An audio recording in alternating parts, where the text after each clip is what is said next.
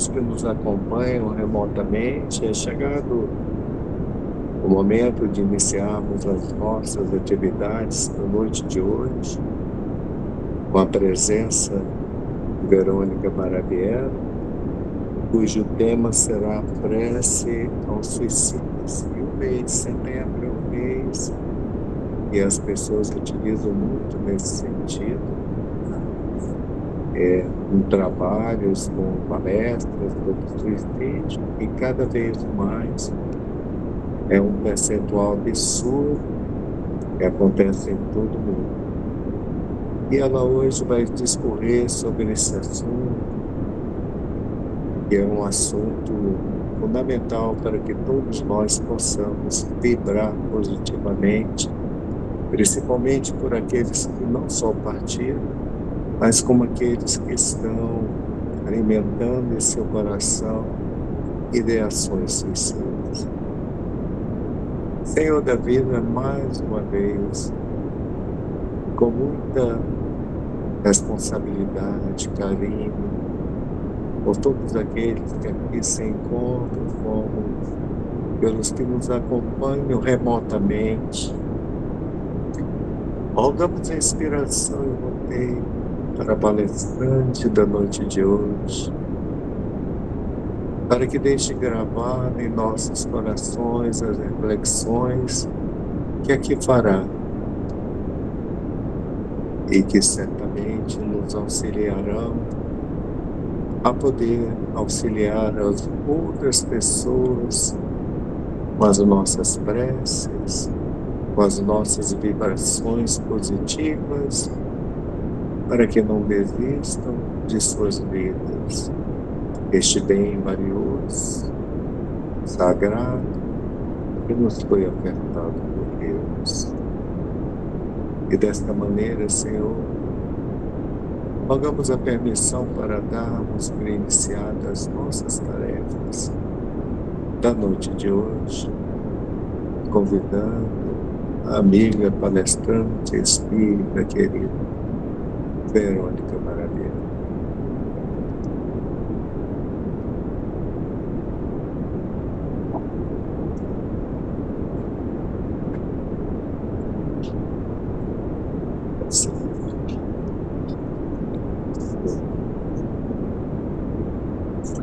Boa noite a todos.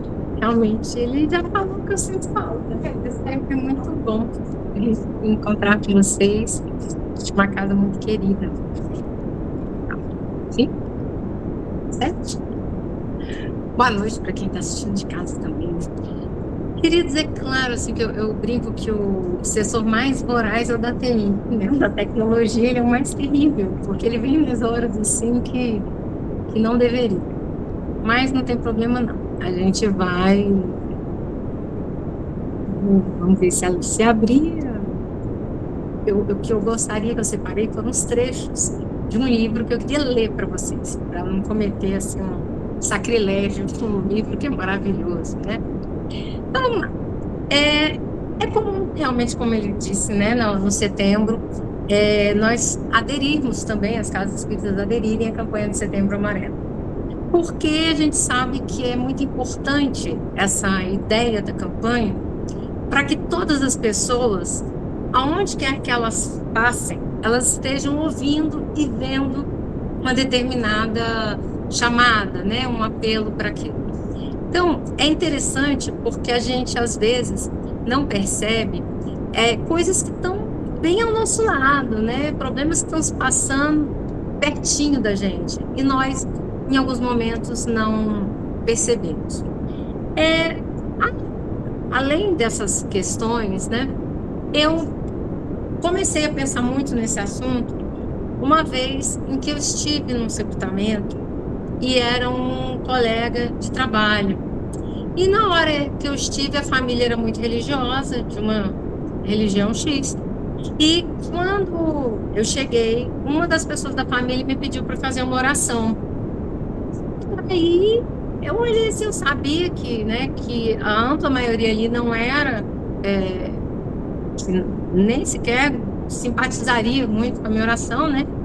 Eu falei, gente, mas não precisa, tem um representante religioso, né? Não, a gente gostaria. E aí eu recebi a palavra para falar da seguinte forma: para ele a gente não tem mais nada o que fazer, não dá para orar. Mas você ora pela família. E eu naquela hora, bom, eu nasci em casa espírita. E eu nunca tinha sequer imaginado que alguma pessoa pudesse supor que a prece não chega a um irmão suicida. E aquilo para mim foi tão emblemático. Eu fiquei um tempo ainda para abrir a boca e para conseguir, evidentemente, fazer uma oração para aquele irmão. Eu falei, paciência, né? Se for a única que ele vai receber, então que seja bem caprichado, né? E antes de orar, eu pedi, né? Pedi desculpa, olha, queridos irmãos, né? Me solicitaram uma oração, nós somos todos irmãos, né? Mas dentro da nossa crença, nós vamos então, nesse momento, né? E fiz a preparação para a oração. E esse assunto acabou que ele realmente ficou marcado para mim, sabe? Ele ficou assim, toda vez que acontece alguma coisa, isso me doía o coração. E a gente sabe que até bem pouco tempo a igreja não fazia a missa para as pessoas que se suicidam. E eu vivenciei também uma outra questão há uns 8 anos, não menos, uns 5 anos no máximo, que um senhor tirou a própria vida.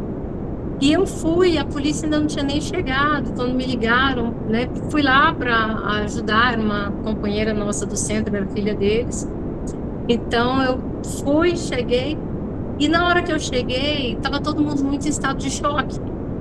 E eu brinco, gente, porque eu não acho que seja uma coisa pesada, né? Mas eu falo que eu tô PhD em sepultamento, então eu sei os caminhos todos ali, porque eu faço tudo no WhatsApp rapidinho, para qual que é mais barato, então eu já tenho os contatos, né?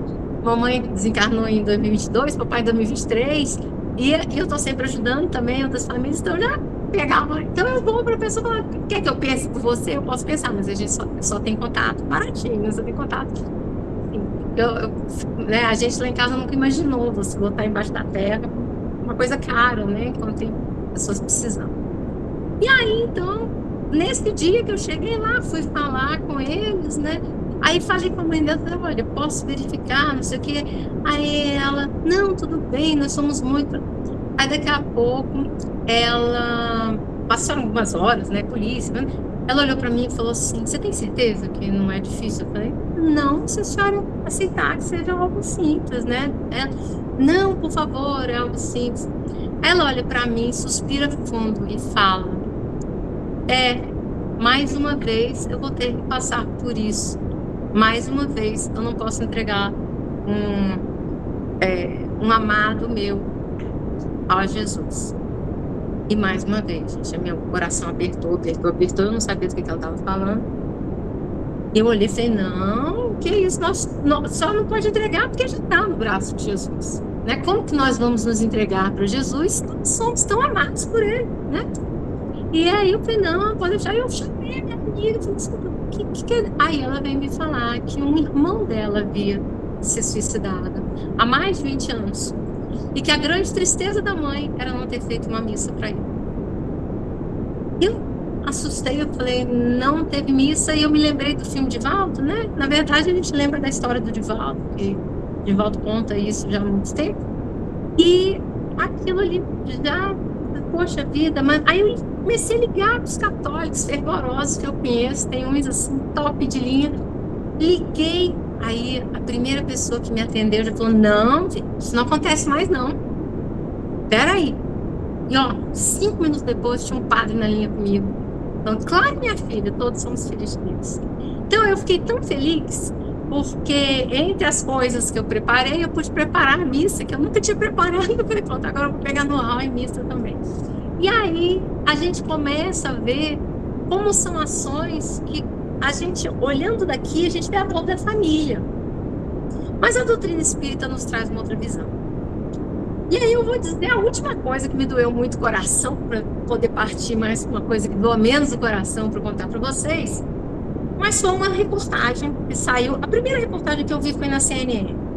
Depois, CNN é uma empresa americana, né? Então, depois, outros veículos de imprensa começaram a fazer uma gracinha com aquele tema e eu não gostei de jeito nenhum.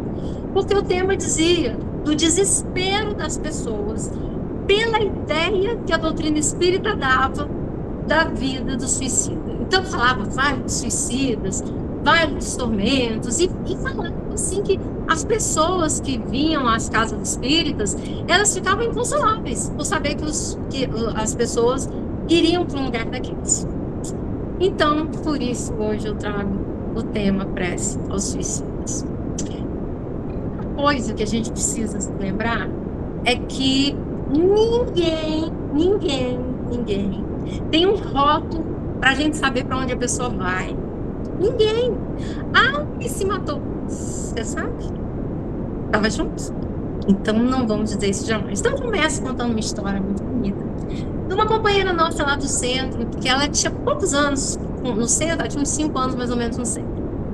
E ela chegou na casa com uma depressão absurdamente gigante, assim, prostrada, já tinha sido internada.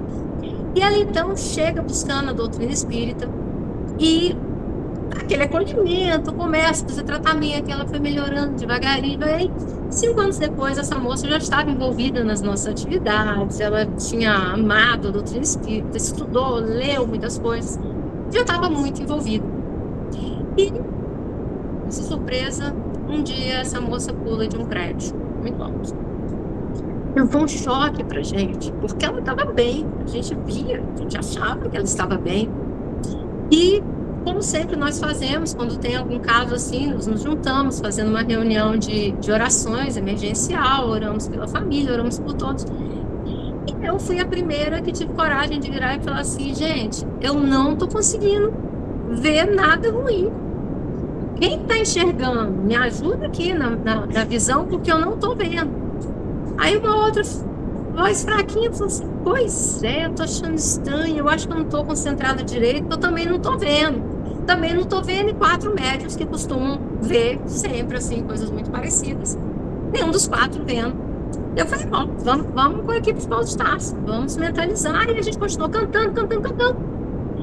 E, de repente, apareceu para nós um espírito muito bonito, e esse espírito, ele disse o seguinte, que ele trazia a mensagem para que fosse dada à mãe dela, naquele dia, que a mãe dela precisava saber disso naquele dia.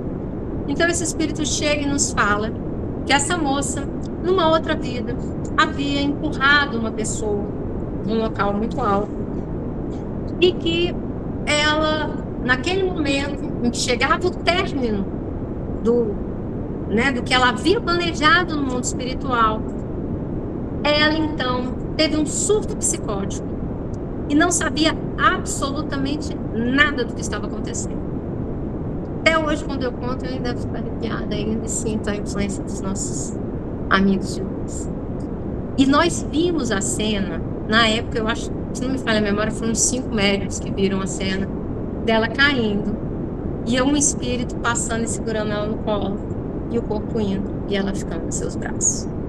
Enquanto nós temos um anjo de luz fazendo isso, nós temos as pessoas criticando, falando mal, questionando. E aí, então, ele falou, isso precisa ter dito para ela hoje.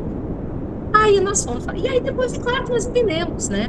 Porque depois de um prazo, que demorou mais de um mês, é claro que a perícia verificou e conseguiu chegar à conclusão do surto pela forma como foi quebrada a janela, pela forma, por tudo. A perícia viu que ela estava, né, que inclusive a maneira do desencarne não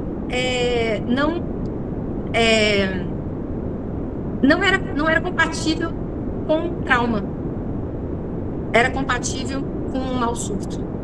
Então, aí eles quiseram que a mãe desse a notícia na hora, além de acalmar a mãe, é claro, mas para que a mãe não tivesse ninguém falando para ela nada antes.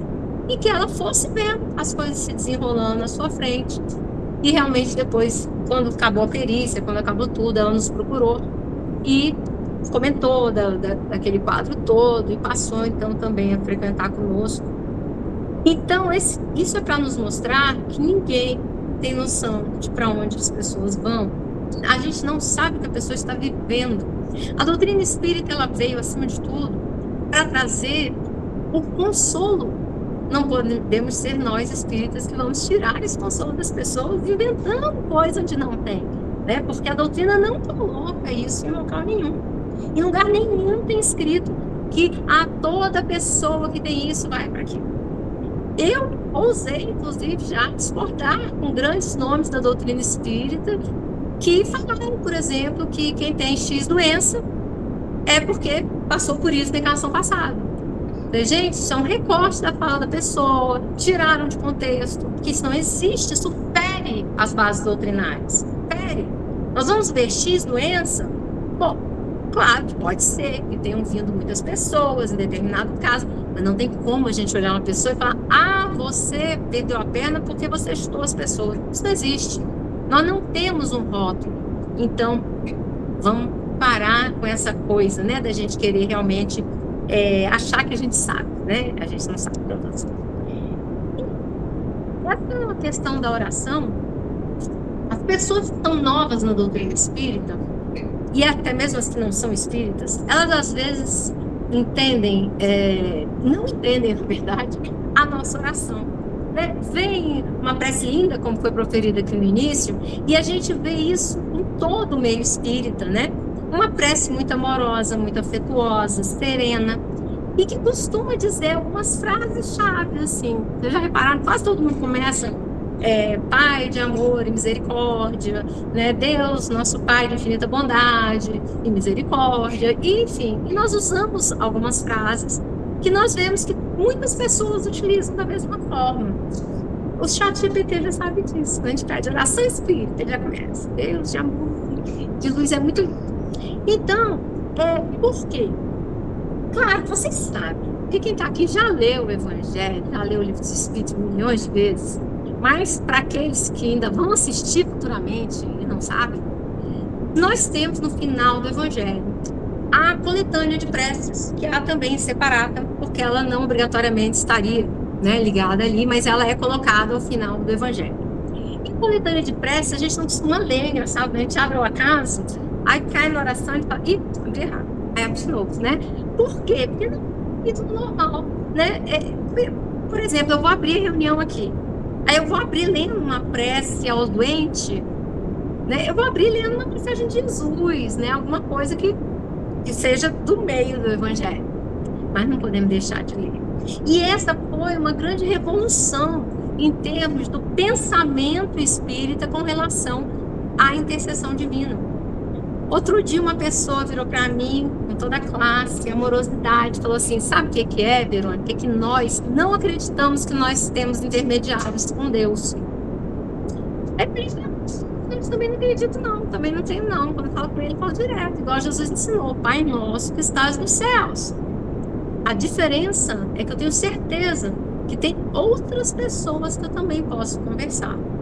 Eu sei que eu posso chamar um anjo de luz, como aquele que apareceu para Maria, né? Eu posso mentalizar o anjo Gabriel, eu posso mentalizar Ismael e tantos outros que aparecem na Bíblia. Então, essa questão é uma questão de um pouco também de falta de conhecimento do mecanismo da prece. A prece nos conecta a Deus. Ponto. Se não conecta a Deus, ela não é uma prece, ela não é uma oração. Nós costumamos dizer que a reza é uma coisa, a oração é outra, né? Por quê? Para nós, a reza são as palavras sem pensamento. Eu posso falar a coisa mais linda do mundo, falo: Pai de infinito amor, de misericórdia, o ar-condicionado está aberto. Ó, mas tá calor, nem parece que tá ligado. Porque... E minha oração não vai chegar nem no ar-condicionado. Ninguém vai adivinhar, não vai aumentar o ar-condicionado, não vai adiantar nada. Minha mãe costumava sempre falar, de vez em quando eu digo isso: oração precisa passar o teto. Ela falava: ô, minha filha, se não passa no teto, você está falando, você não está orando. Então, tem que chegar na espiritualidade superior. Porque conversar entre nós é simples. Tem que chegar na espiritualidade superior. E são tantas coisas maravilhosas que os espíritos nos mostram, são tantos assim os ensinamentos, tantas as possibilidades que nós vemos, né, que confronta todo o nosso conhecimento, nós não entendemos que devemos orar a Deus. Bom, os trechos que eu separei para trazer são trechos do livro Memórias de um Suicida, que é outra coisa que eu gostaria também de dizer a vocês, que eu amo Memórias de um Suicida. Já falei aqui algumas vezes, já citei esse livro. Eu adoro. É um dos meus livros preferidos. E, por favor, não digam assim, ele é muito pesado. Ele é muito... Não, esse livro é pesado. Gente, vamos combinar? Pesado é noticiário. Pesado é ligar a televisão e assistir o que está acontecendo na cabeça das pessoas que estão produzindo o noticiário. Porque quando eu parei de assistir, tem mais de 20 anos, eu estava com medo de gente. Eu parei no estacionamento à noite, o rapaz estava tomando conta do carro, veio, e eu fechei a porta. Na hora que eu travei a porta, eu falei, estou com medo de gente. Aí eu abri a porta e saí, né? Que Deus cuide. E foi quando eu saí, o rapaz me deu um sorriso tão bonito. Se ele tivesse uma luva de boxe para me acertar, eu não tinha acertado tão bem acertado.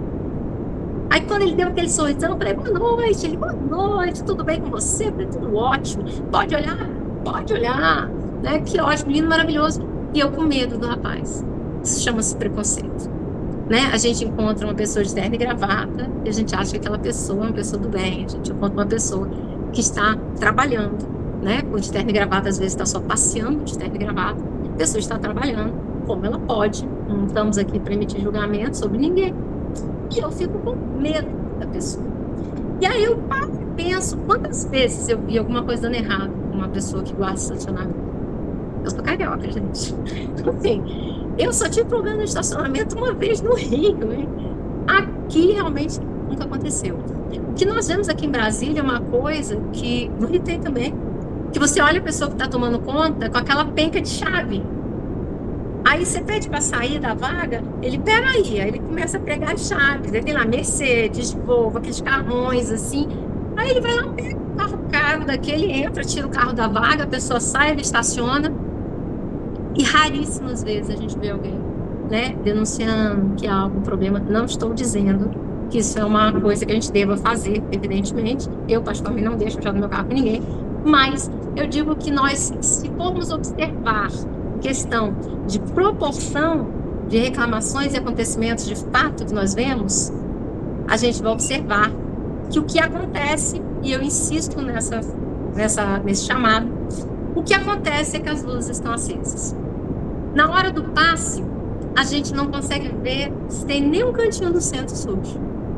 Beleza, né? Porque é para isso que a gente troca a luz. A gente troca a luz que é para a gente diminuir as interferências visuais, né?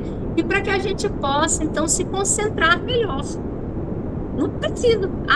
Vai fazer oração com a luz acesa? Não, problema nenhum. Vou fazer oração em pé? Posso fazer. Quero fazer sentada? Posso fazer. Tem que ter respeito. Imagina, por exemplo, uma pessoa cadeirante, a oração dela não vai ser atendida porque ela não ficou em pé. Né? Então, é claro que não existe isso, mas tem que ser respeitoso. Tem que haver um compromisso nosso com aquelas palavras. Então, o livro Memórias de um Suicida, ele, além de não ter nada disso, ele traz à tona o que eu disse que aquela reportagem falava. Então, por que na época eu fiquei muito enfurecida, talvez seja uma boa palavra, do meu lado umbralino, de falar, estão dizendo isso, da doutrina espírita, nós estamos trazendo medo às pessoas, aos sobreviventes, que são os familiares. Como assim? Nós não dissemos que ele ia ficar perto de um caldeirão eternamente. E nós estamos sendo pesados? Alguém já leu a Bíblia inteira? Desculpa, gente, mas nós lemos a Bíblia e por isso nós conhecemos a Bíblia, nós estudamos a Bíblia, reconhecemos a Bíblia como um livro sagrado, reconhecemos os profetas e sabemos que muitas coisas que estão narradas ali são extremamente violentas. E A ideia final, ali, quando a gente lê Apocalipse, quando você lê a ideia do inferno, é bem mais difícil do que a Ivone Pereira descreve em Memórias de um Suicida. Memórias de um Suicida, ele começa com 2 capítulos, descrevendo o Vale dos Suicidas. É algo tão importante da gente ler que o irmão que trouxe o Camilo, ele era um escritor português, ele desencarnou, ele se matou, e ele veio a Ivone Pereira implorar a ela que escrevesse, porque ele queria que as pessoas soubessem. Assim, eu estava enganado, eu estava iludido, eu quero que as pessoas... Ele está num grupo de tratamento espiritual à distância na nossa casa, como membro participante, porque no Zoom ele deixa entrar. Então, a gente vê o que é a melhoria, né? O que é que gera a atualidade.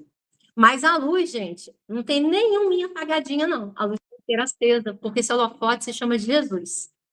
E esse holofote a gente vai ver tudo quanto é coisa que incomoda a primeira sujeira, né? Sabe aquela técnica que de vez em quando o professor faz? Pega uma folha branca com um pontinho no meio. O que vocês estão vendo aqui? Todo mundo fala, um ponto preto. Fala, nossa, a folha toda branca, vocês só viram o ponto preto? A gente só viu o ponto preto. Chama atenção, você olha. E quando o professor quer ter certeza da resposta, ele faz o ponto preto na frente de todo mundo. E é claro que a pessoa vai dizer o que ele estava desenhando na hora. Mas mesmo que não faça, as pessoas que enxergarem o ponto preto vão ficar extremamente incomodadas com aquilo ali no meio. E uma vez perguntaram ao Divaldo, muito antes da internet, por que ele dizia que o mundo estava melhorando? E a gente viu os noticiários tão agressivos, falando de tanta coisa horrível todos os dias.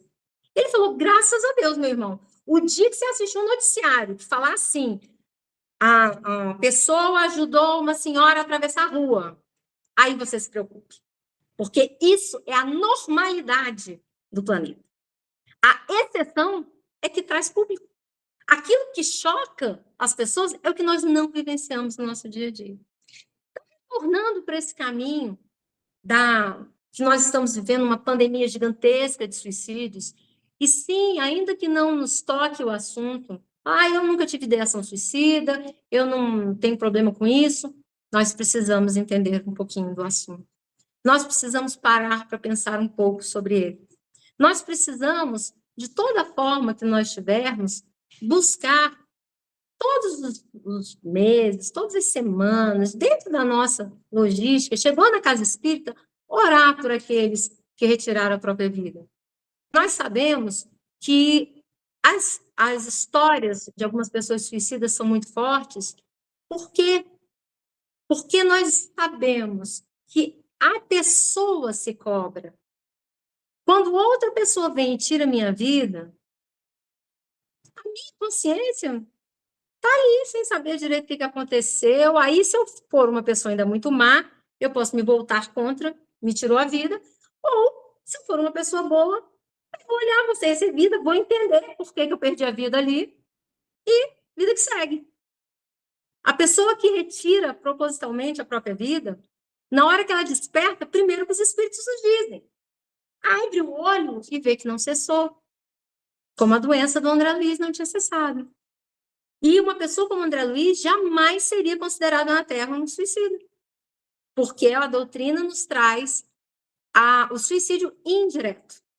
Que é aquele suicídio que não é premeditado. André Luiz fumava, ele teve uma vida com algumas épocas com bastante questões morais, com questões sexuais, ele teve sífilis. Então, tiveram várias coisas na vida dele que foram ali somando e, no final, ele se tratou 40 dias antes.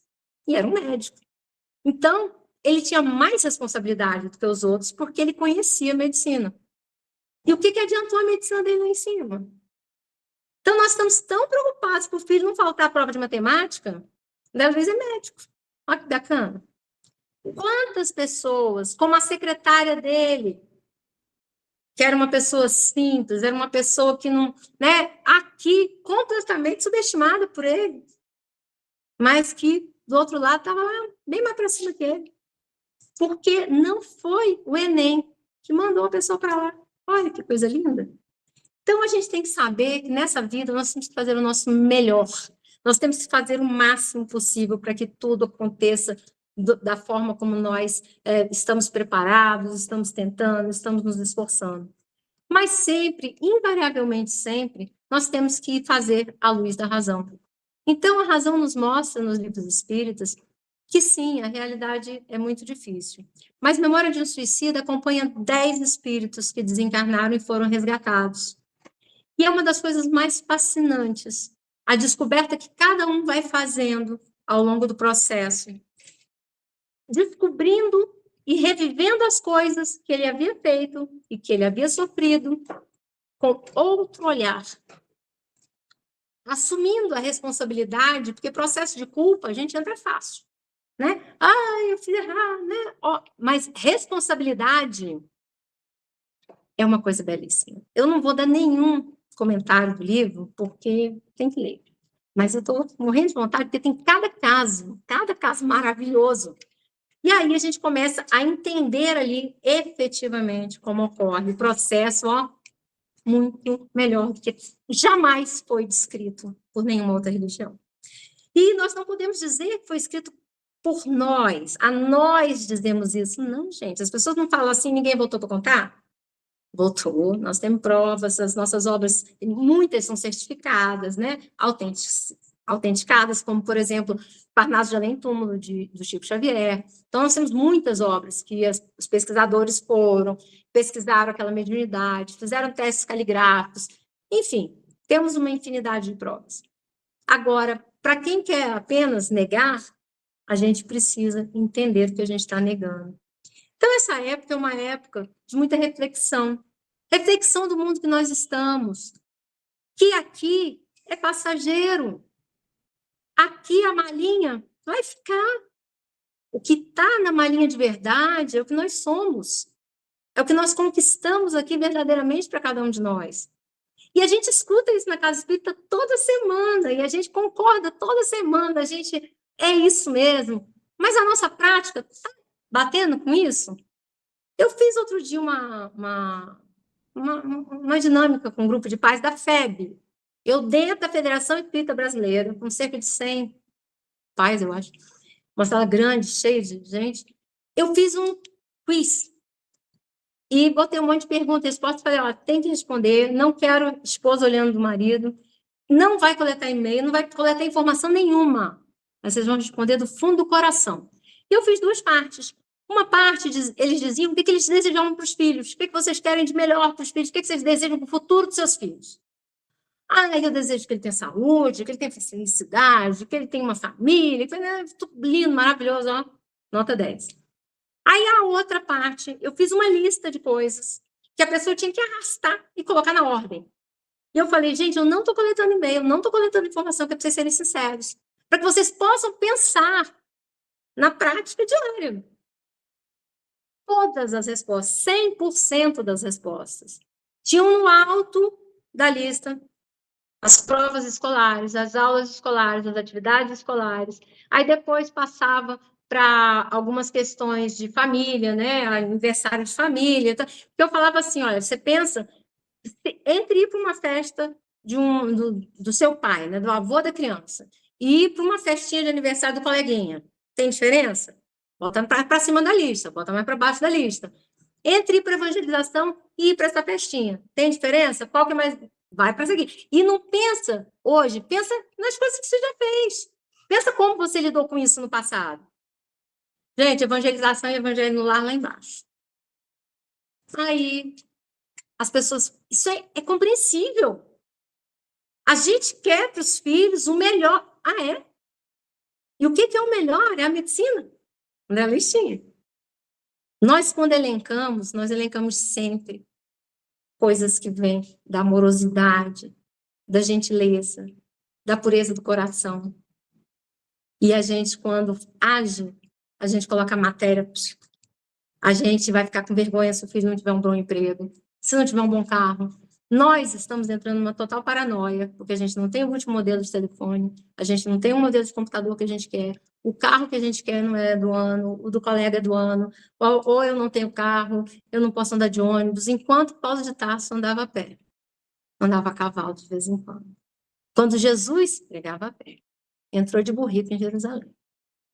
A gente não, a gente tem que andar de carro importado. Então, a reflexão de hoje é para que nós possamos parar para pensar um pouco que, no fundo, todos nós estamos nessa mesma roda, que hoje envolve os nossos irmãos, que auto-exterminam suas vidas. E que nós precisamos sim orar por eles, muitas vezes. Eu sempre digo para a gente procurar, sabendo que a pessoa pode não estar numa fase muito boa espiritual, e eu não estou me referindo aos espíritos suicidas, estou me referindo a todos os desencarnados, que a gente ore aqui na casa. Chega mais cedo, faz oração, mentaliza, pede para colocar o nome no grupo de orações, porque a casa, com certeza, todas as casas têm. Entra na internet, põe em outras casas. Enfim, ponha os nomes para orar. Mas evita ficar em casa mentalizando. Ah, minha mãe é bondosa, sabe lá. Ah, alguém já viu sua mãe? Já tem? Ah, ok. Eu vejo minha mãe, vejo meu pai, eu não chamo por eles. Apesar de eu ter visto o desencarne dos dois, saber que, uau, nunca tinha visto um desencarne assim, que coisa linda. Mas eu acho que filho não é para estar chamando pai. Então, eu vejo o que nos referencia.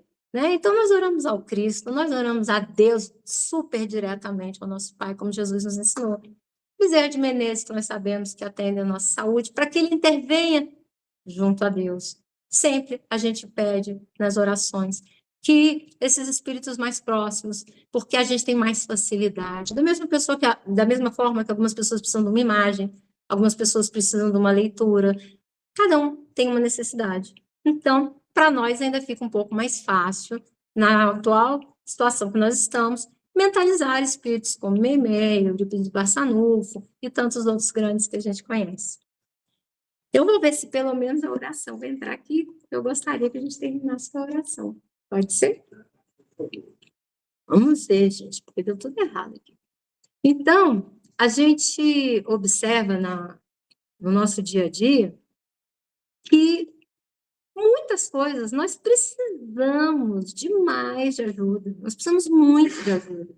Então, não cabe a nós, não cabe de forma alguma, né, a gente buscar ficar interpretando e ficar julgando. Será que eu devo orar por essa pessoa? Deve, independente de quem seja aquela pessoa. Mas a gente não deve achar que a nossa oração é melhor do que a dos outros. A gente não deve achar que só se a pessoa vier no centro espírita, não, ela tem que tomar um passe. Se ela não tomar um passe, eita! Né? Outro dia eu falei com um companheiro nosso que estava, não, eles têm que vir para dentro do centro, tem que vir para dentro do centro. Eu falei, por que é solo sagrado? Não entendi. Jesus pregava nas ruas.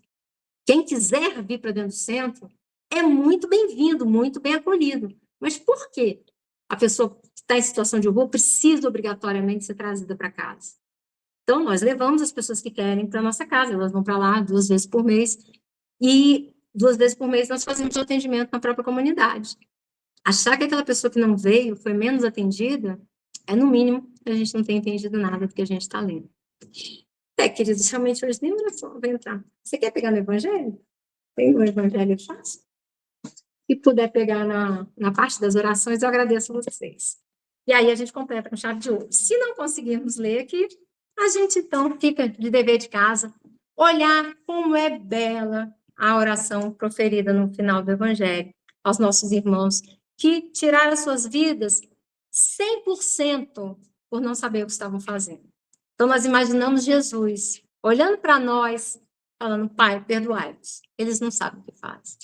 Nós não sabemos o que nós fazemos. Para qualquer coisa, nós não sabemos ainda. Nós olhamos as crianças e sabemos que naquela época a gente achava que sabia o que estava fazendo. A gente olha o adolescente e fala, nossa, naquela época achava que sabia tudo. A gente vai passando a época e a gente vai descobrindo que a grande sabedoria é saber que a gente não sabe.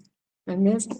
Então, fica o convite de Setembro Amarelo para que nós possamos amorosamente recebermos, né, vibrações tão bonitas como essa que nós vamos receber agora na Casa Espírita, e para que nós possamos... Eu jamais conseguiria ler essa letra, se alguém quiser ler. A minha aqui no computador estava deste tamanho.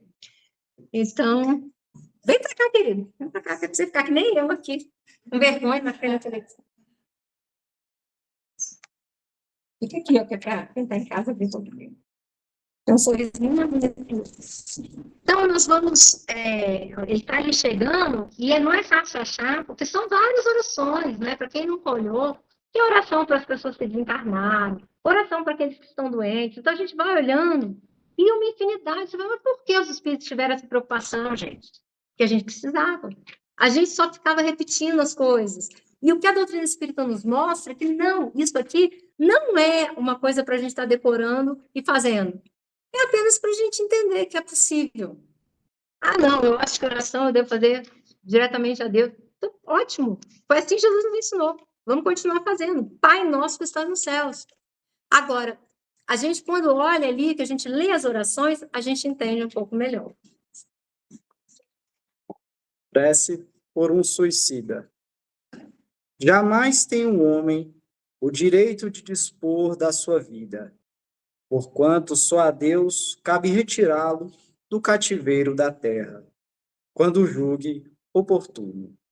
Todavia, a justiça divina pode abrandar-lhe os rigores, de acordo com as circunstâncias, reservando, porém, toda a severidade para com aquele que quis subtrair as provas da vida. O suicida é qual prisioneiro que se evade da prisão, antes cumprida a pena. Quando preso de novo, é mais severamente tratado. O mesmo se dá com o suicida, que julga escapar às misérias do presente e mergulha em desgraças ainda maiores. Essa não é a oração. Para você saber que Kardec sempre coloca no preâmbulo, e aí, então, ele está explicando, né, que, de fato, a gente tem, né, há uma cobrança muito grande por parte do suicida por conta da sua vida. Mas a oração é mais para frente. Todos eles vocês vão ver. E antes tem um preâmbulo, Kardec fala, então. É oração em si, ele fala. Pai. Acho que é assim. É logo depois da citação. Sabemos, ó meu Deus, qual a sorte que espera os que violam a tua lei, abreviando voluntariamente seus dias. Mas também sabemos que infinita é a tua misericórdia. Digna-te, pois, de estendê-la sobre a alma do nome fulano. Possam as nossas preces e a tua comiseração abrandar a acervidade dos sofrimentos que ele está experimentando, por não haver tido a coragem de aguardar o fim de suas provas. Bons espíritos, que tendes por missão assistir os desgraçados, tomai-os sob a vossa proteção, inspirai-lhe o pesar da falta que cometeu, que a vossa assistência lhe dê forças para suportar com mais resignação as novas provas que haja de passar, a fim de repará-la. Afastai dele os maus espíritos, capazes de o impelirem novamente para o mal, e prolongar-lhe os sofrimentos, fazendo-o perder o fruto de suas futuras provas. A ti, cuja desgraça motiva as nossas preces, nos dirigimos também para te exprimir o desejo de que a nossa comiseração te diminua o amargor e te faça nascer no íntimo a esperança de melhor por vir. Nas tuas mãos está ele. Confia na bondade de Deus, cujo seio se abre a todos os arrependimentos e só se conserva fechado aos corações endurecidos.